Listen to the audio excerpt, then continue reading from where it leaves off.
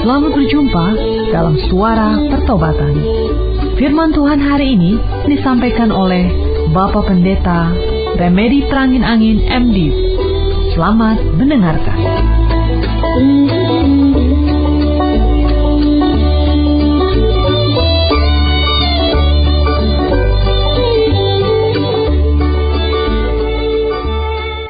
Tuhan Yesus, kami bersyukur hari ini dipersatukan kembali dalam persekutuan lewat udara. Setiap hari kami memerlukan pertolongan dari Tuhan, ada kekuatan yang Tuhan berikan kepada kami. Biarlah suara pertobatan menjadi satu sarana penyaluran berkat dari Tuhan Yesus kepada kami. Berbicaralah Engkau pada hari ini, memberikan kekuatan bagi kami. Khususnya hari ini, kami rindu untuk merenungkan firman Tuhan tentang hidup sebagai anak Tuhan yang berani menghadapi kehidupan ini, berani bahkan menghadapi angin ribut pencobaan, yang memiliki pengharapan dan masa depan yang gemilang. Kehadiran Roh-Mu di ruangan di mana kami berada membuat si iblis tidak berdaya sama sekali untuk mengganggu konsentrasi kami, dan kami semuanya diberkati oleh firman-Mu. Terpujilah nama-Mu dari kekal sampai kekal. Haleluya, haleluya, amin. Shalom saudara, apa kabar? Saya berharap kita semuanya ada dalam keadaan sukacita, damai dan sejahtera. Tidak berarti hidup tanpa masalah. Setiap hari ada masalah. Masalah, problem dalam kehidupan adalah bagian hidup kita sehari-hari yang kita hadapi dengan gagah berani. Dimanapun saudara mendengarkan, apakah di rumah, dalam perjalanan, sedang berkendara, di tempat kerja, di kantor, atau sedang dirawat di rumah sakit, saya sungguh mengharapkan suara pertobatan menjadi berkat, menghibur di kala berduka, menguatkan di kala lemah, memberi visi pada waktu kehidupan terasa gelap. Saudara-saudara kekasih Yesus Kristus, bagi saudara yang setia mengikuti program Suara Pertobatan, pasti bisa merasakan bahwa tema-tema pertobatan adalah bagian sentral dari siaran ini. Saya sering mengutarakan kenapa pertobatan itu penting. Pertobatan adalah bagian yang tidak terpisahkan dari keselamatan. Orang yang bertobat, Tuhan Yesus ampuni. Orang yang bertobat, Ia urapi dengan Roh-Nya yang kudus. Orang yang bertobat, orang yang diselamatkan. Dan pada waktu Roh Kudus ada di dalam hati kita, kita adalah ciptaan yang baru. Orang yang dilahirkan kembali, orang yang dibenarkan. Pada waktu Roh Kudus memasuki hidup kita, itu adalah sekali dan untuk selama-lamanya. Bersifat permanen, berbeda dengan karya Roh Kudus pada perjanjian lama yang bersifat sementara. Dalam perjanjian lama, Roh Kudus tinggal dalam diri orang yang diurapi oleh Tuhan pada satu waktu dan bisa meninggalkannya pada kesempatan lain. Keselamatan terjadi hanya sekali pada waktu kita bertobat di dalam Yesus Kristus dan Roh Kudus berdiam di dalam hidup kita. Apa yang terjadi sesudah kita menerima keselamatan, menerima Roh Kudus? Mulai dari saat itu, terjadilah pengudusan di dalam hidup kita. Pengudusan ini tidak sekali jadi seperti membalik telapak tangan, tetapi berlangsung selama kita hidup. Pengudusan adalah proses seumur hidup. Makin lama, hari lepas hari, bulan lepas bulan, tahun lepas tahun, kita diperbaharui, dibentuk semakin serupa dengan Kristus. Sering sekali, proses pengudusan bukan sebuah proses yang melewati jalan tol, bukan sebuah proses yang kita jalani dengan santai dan tenang, tetapi kerap sekali, proses pengudusan adalah proses yang menyakitkan. Bagaimana Tuhan memproses kita untuk hidup lebih kudus. Saya ingat akan cerita tentang anyaman tikar pandan. Banyak orang mengatakan, tikar pandan enak menjadi tempat duduk. Terasa dingin pada waktu hari panas, dan terasa panas pada waktu hari dingin. Tikar pandan dianyam dari daun pandan. Bukan yang biasa digunakan dalam makanan, tetapi bahan tikar pandan adalah daun pandan yang berduri, yang panjangnya 1,5 sampai dengan 2 meter. Proses daun pandan berduri menjadi tikar pandan bukan proses yang mudah. Daun pandan berduri dicabut dialis, dihilangkan durinya, kemudian dipotong-potong dalam ukuran lebar sekitar 0,5 sentimeter. Daun pandan kemudian direbus dalam air panas. Sesudah itu disiram dengan air dingin, dibiarkan sekitar 12 jam. Sesudah itu, daun pandan dijemur di matahari 2-3 hari. Warnanya menjadi putih. Daunnya lembut, siap untuk dianyam. Dan jadilah tikar yang enak menjadi tempat duduk kita. Kalaulah daun pandan itu seperti manusia, pastilah ia menjerit kesakitan pada waktu duri-durinya dicabut. Ia meraung-raung waktu direbus dengan air panas, menggigil ketika dibanjur dengan air dingin, keringatan, kepanasan pada waktu dijemur di panas terik matahari. Itulah proses yang dilalui daun pandan, sehingga ia siap dibentuk, dianyam menjadi tikar yang enak menjadi tempat duduk. Demikian juga Tuhan memproses kita dalam pengudusan itu. Duri-duri dalam diri kita, kesombongan, ketinggian hati, ketamakan, kebencian, kegeraman, kemarahan, dan lain-lain dicabut oleh Tuhan lewat proses yang sering sekali kita rasa menyakitkan. Penderitaan, pergumulan di dalam hidup Tuhan pakai sehingga Tuhan membentuk kita menjadi satu alat yang berguna bagi puji dan kemuliaan. Tuhan membentuk, membesarkan kita secara rohani, sama seperti ibu Raja Wali membesarkan anak-anaknya. Saya bacakan firman Tuhan tentang Raja Wali dari Ulangan pasal 32, dari ayat 11 sampai dengan 13. Ulangan 32, ayat 11 sampai 13. Laksana Raja Wali menggoyang bangkitkan isi sarangnya, melayang-layang di atas anak-anaknya, mengembangkan sayapnya, menampung seekor, dan mendukungnya di atas kepaknya. Demikianlah Tuhan sendiri menuntun dia, dan tidak ada Allah asing menyertai dia. Dibuatnya dia berkendaraan mengatasi bukit-bukit di bumi, dan memakan hasil dari ladang. Dibuatnya dia mengisap madu dari bukit batu, dan minyak dari gunung batu yang keras. Ayat 11, laksana Raja Wali menggoyang bangkitkan isi sarangnya. Menggoyang bangkitkan sarang artinya menggoncang sarangnya, sehingga sarang itu tidak lagi menjadi tempat yang nyaman. Itulah cara ibu Raja Wali dalam mendidik, membesarkan anaknya, memberanikannya untuk berani terbang. Sesudah anak Raja Wali berusia 5-6 bulan, ibu Raja Wali menarik anaknya dari sarangnya yang berada di tempat tinggi, menjatuhkannya ke bawah supaya anak Raja Wali bisa terbang. Anak Raja Wali tidak mau terbang. Begitu ia keluar, ia berusaha untuk masuk kembali ke dalam sarangnya, sarang yang empuk, sarang yang nyaman.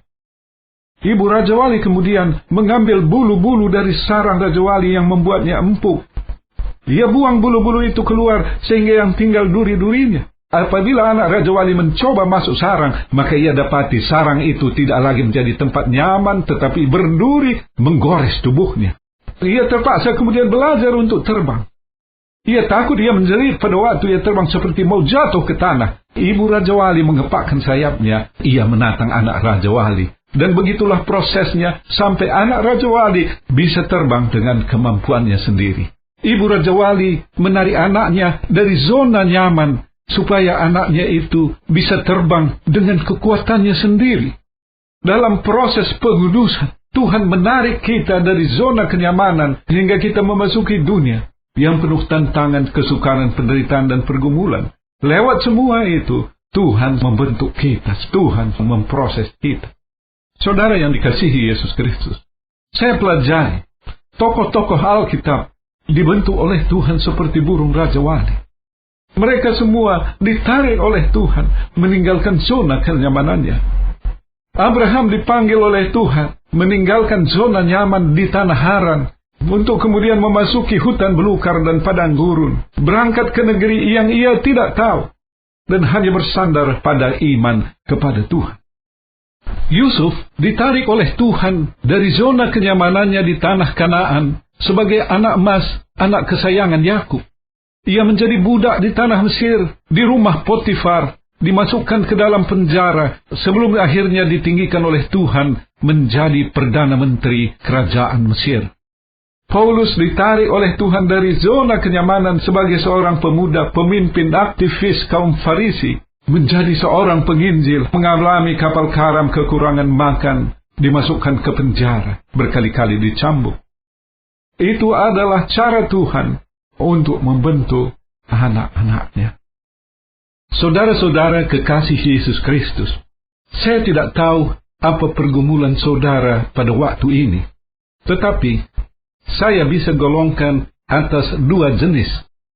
Jenis pertama, yang memberi ruang, kesempatan untuk bertobat. Mungkin selama ini, barangkali kita tidak sadari, jalan kita sudah tersesat. Masalah yang timbul Tuhan pakai untuk mengingatkan, untuk kembali ke jalan yang benar. Pada waktu saudara menyadarinya, cepat-cepat akui salah saudara, sadari jalan tersesat selama ini, masuk dalam persekutuan yang indah bersama dengan Yesus. Roh Kudus akan memimpin perjalanan hidup saudara selanjutnya. Jenis yang kedua, masalah pergumulan itu Tuhan izinkan terjadi sebagai satu bagian untuk memproses, untuk menguduskan, seperti proses daun pandan berduri menjadi tikar pandan. Dalam hal ini, percayalah, Tuhan sudah sediakan jalan keluar bagi masalah saudara. Dan saudara akan dilimpahi berkat sesudah peristiwa-peristiwa ini. Saudara-saudara kekasih Yesus Kristus, Tuhan menginginkan kita seperti burung rajawali. Ada beberapa sifat burung rajawali yang menarik. Yang pertama, mereka membangun sarang di tempat yang tinggi, sehingga terlindung dari bahaya ancaman dari musuh-musuhnya. Kita sebagai pengikut Kristus juga membangun sarang di tempat yang tinggi. Saya bacakan bagi kita Mazmur 91 ayat 1 sampai dengan 4. Orang yang duduk dalam lindungan yang maha tinggi dan bermalam dalam naungan yang maha kuasa akan berkata kepada Tuhan, tempat perlindunganku dan kubu pertahananku, Allahku yang kupercayai. Sungguh, Dialah yang akan melepaskan engkau dari jerat penangkap burung, dari penyakit sampar yang busuk. Dengan kepaknya, Ia akan menudungi engkau, di bawah sayapnya engkau akan berlindung. Kesetiaannya ialah perisai dan pagar tembok. Seperti Raja Wali yang membangun sarang di tempat yang tinggi, kita juga membangun sarang dalam naungan, dalam lindungan Tuhan yang maha tinggi. Tuhan adalah tempat perlindungan kita. Tuhan adalah kubu pertahanan kita. Walau barangkali dunia ini menjerat kita, dalam ayat 3 tadi dikatakan, Ia melepaskan kita dari jerat itu. Barangkali dunia ini memberikan sakit penyakit kepada kita, dan Tuhan mengatakan, Ia melepaskan kita dari penyakit sampar yang busuk. Ia lindungi kita. Kita bisa percaya kepada Tuhan. Dalam ayat 4 dikatakan, Ia adalah Tuhan yang setia. Sikap burung Raja Wali yang lain adalah berani menembus angin badai. Pada waktu badai muncul, burung Raja Wali tidak takut. Ia menembus badai itu, mengepak-ngepakkan sayapnya, terbang lebih tinggi dan lebih tinggi, sehingga akhirnya ia mengatasi badai itu, berada di tempat yang tenang. Sebagai pengikut Kristus, Tuhan menginginkan kita juga untuk berani menghadapi badai di dalam kehidupan ini. Berani menghadapi masalah dan persoalan, bukan sebaliknya, lari meninggalkan masalah, lari dari persoalan. Seperti Daud menghadapi Goliat. Daud dengan pakaian gembala tidak lari meninggalkan Goliat yang berpakaian lengkap, bersenjata lengkap. Daud berlari mengejar Goliat itu. Betapapun besar masalah pergumulan yang kita hadapi, yang secara akal pikiran barangkali kita tidak mampu lagi melihat jalan keluarnya, jangan takut, Tuhan akan memampukan kita. Jadilah seperti burung Raja Wali. Ada amin, saudara. Puji Tuhan, puji Tuhan. Berikutnya, burung Raja Wali punya mata yang tajam. Barangkali kalau kita pernah lihat logo dari Metro TV, logo itu adalah bagian kepala dari burung Raja Wali. Matanya begitu tajam menatap ke depan. Ada yang mengatakan, Kalau langit cerah, Raja Wali bisa lihat sampai 5 kilometer. Seperti Raja Wali, kita juga punya visi yang jauh ke depan. Memang kita tidak tahu apa yang terjadi esok hari. Sebagai seorang Kristen, hidup berdasarkan tuntunan Tuhan selangkah demi selangkah. Tetapi kita punya visi ke depan. Bagaimanapun perjalanan hidup ini, kita tahu bahwa di depan sana ada hidup yang semakin indah. Hidup yang berkemenangan bersama dengan Yesus Kristus. Itulah visi yang kita punya. Ada lagi sifat burung Raja Wali yang menarik. Raja Wali setia pada pasangannya. Tidak ada istilah perceraian pada burung Raja Wali. Sekali mereka punya pasangan, itulah pasangan seumur hidup mereka. Mereka bekerja bersama-sama mulai dari mengeram telur dan membesarkan anak-anak mereka. Sebagai pengikut Kristus, saudara, jangan kita kalah dari burung Raja Wali. Marilah kita juga mempertahankan kesetiaan pada istri atau suami kita. Bukankah hati kita hancur mendengar berita-berita keluarga-keluarga muda yang baru menikah beberapa bulan, beberapa tahun, sudah diancam oleh perpecahan, bahkan perceraian? Apa yang menjadi masalah? Mari kita hidup dalam pertobatan. Mari kita hidup di bawah tuntunan Roh Kudus. Kita tidak mampu, saudara, menghadapi dunia ini dengan kekuatan kita sendiri. Kita mampu hanya apabila Tuhan Yesus dalam Roh-Nya yang kudus menyertai kita, menguatkan kita. Ia berikan jalan keluar dari semua masalah pergumulan dalam rumah tangga kita. Ada amin, saudara. Puji Tuhan, puji Tuhan. Saudara, kita akan memasuki bagian terakhir dari renungan hari ini. Saya mengajak saudara membaca bagian firman Tuhan yang diambil dari Yesaya pasal 40 ayat 29 sampai dengan 31. Yesaya 40 ayat 29 sampai dengan 31. Saya membacakannya buat saudara demikian. Dia memberi kekuatan kepada yang lelah dan menambah semangat kepada yang tiada berdaya. Orang-orang muda menjadi lelah dan lesu, dan teruna-teruna jatuh tersandung. Tetapi orang-orang yang menanti-nantikan Tuhan mendapat kekuatan baru. Mereka seumpama Raja Wali yang naik terbang dengan kekuatan sayapnya. Mereka berlari dan tidak menjadi lesu. Mereka berjalan dan tidak menjadi lelah. Bagian firman Tuhan yang kita baca adalah resep obat kuat yang memberikan kekuatan kepada yang lelah, menambah semangat kepada orang yang tiada berdaya. Kita tentu pernah merasa kehilangan semangat, pernah merasa diri kita lemah. Bukan hanya orang tua. Dalam ayat 30 juga dikatakan, orang-orang muda saja bisa lelah dan bisa lesu. Tetapi ayat-ayat firman Tuhan yang kita baca ini tadi mengatakan, apabila kita menanti-nantikan Tuhan, kita mendapat kekuatan baru.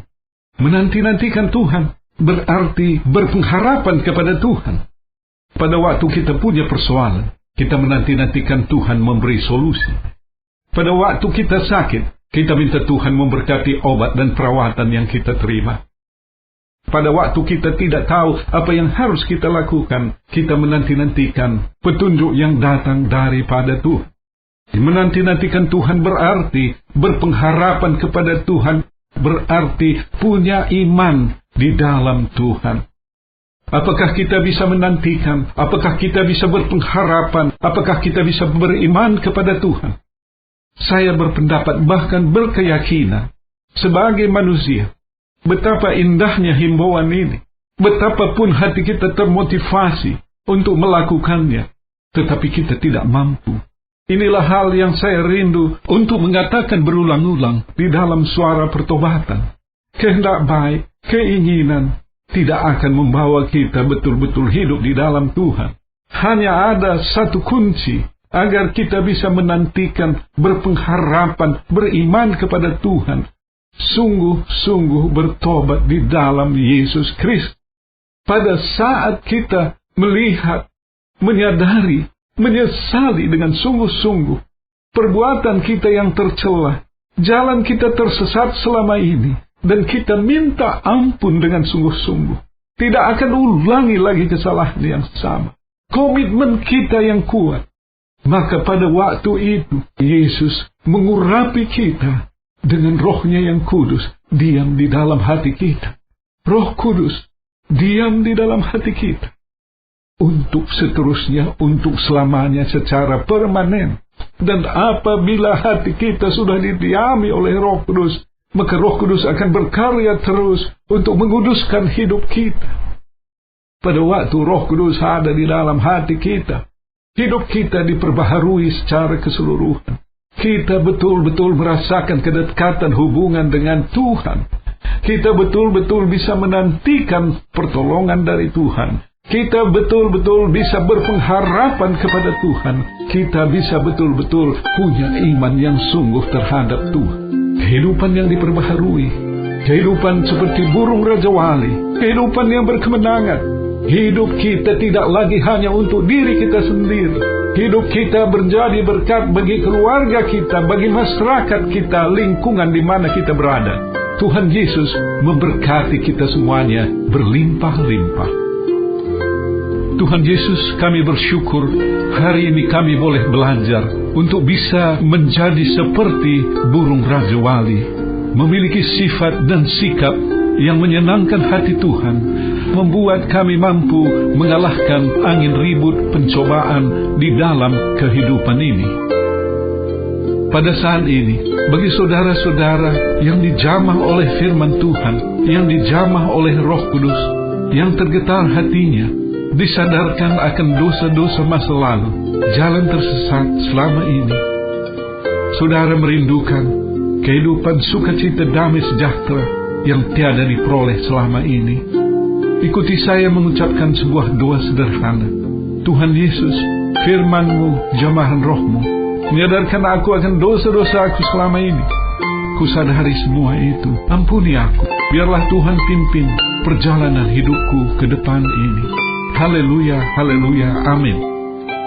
Bagi saudara yang punya akar pahit, bahkan mungkin trauma, sehingga saudara tidak bisa mengampuni seorang atau beberapa orang, karena mereka mengkhianati, karena mereka menyakiti, karena mereka menghina, karena mereka menganiaya, berbuat hal yang saudara tidak bisa terima, saudara tidak bisa ampuni. Walau saudara tidak bisa ampuni, tetapi Tuhan Yesus bisa memampukan saudara untuk mengampuni. Saya berdoa untuk saudara. Tuhan Yesus berikan kemampuan, jamah dengan Roh-Mu. Saudara-saudara yang punya akar pahit luka jiwa, Roh-Mu bisa memampukan mereka untuk bisa mengampuni mereka. Haleluya, haleluya, amin. Bagi saudara yang mendengarkan siaran ini dan sedang sakit, tolong letakkan tangan saudara pada bagian tubuh yang sakit, atau pusatkan hati dan pikiran Anda pada penyakit itu, apapun bentuk dan manifestasinya. Saya akan berdoa untuk saudara.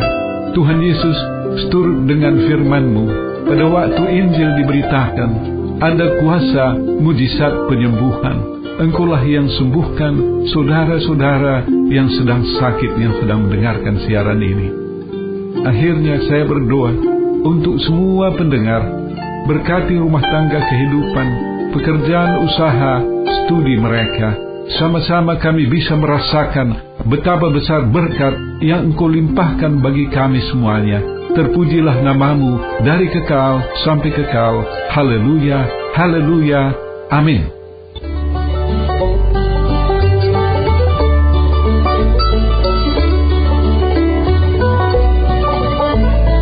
Kita sudah mendengarkan firman Tuhan yang disampaikan oleh Bapak Pendeta Remedi Trangin Angin MD. Pendengar dapat mengirimkan pokok-pokok doa kepada Suara Pertobatan, alamat email suarapertobatan@gmail.com, suarapertobatan@gmail.com, SMS atau telepon di pesawat 021 7005 8400, 021 7005 8400. Sampai jumpa pekan depan pada hari dan jam yang sama. Tuhan Yesus memberkati.